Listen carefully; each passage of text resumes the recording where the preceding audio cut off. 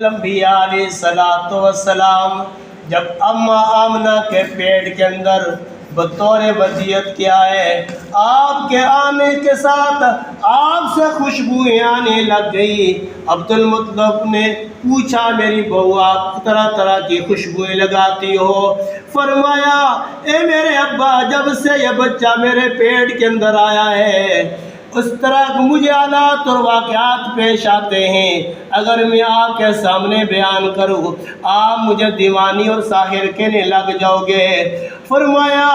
کہ جب میں مکہ کی پتھریلی زمین پر چلتی ہوں نکیلے پتھر میرے لیے موم بن جایا کرتے ہیں، جب میں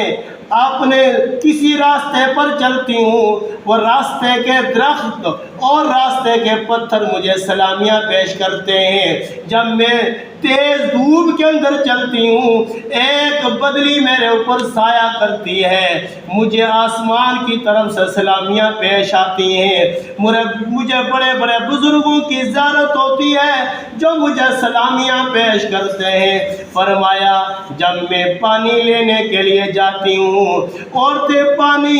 نکال کر ان کے ہاتھوں پر گٹھے پڑ جاتے ہیں، تھک جاتی ہیں، جب میری باری آتی ہے میں جب پانی لینے کے لیے جاتی ہوں پانی نیچے سے اٹھ کر مجھے سلامیاں پیش کرتا ہے۔ فرمایا جس راستے سے گزرتی ہوں اس راستے سے خوشبو کی لہریں آ جاتی ہیں، جس بستر پر لیٹتی ہوں اس بستر سے مجھے خوشبوئیں آنے لگ جاتی ہیں، ایسی خوشبو کسی پھول میں نہیں ہے جیسی خوشبو میرے نبی کے پسینے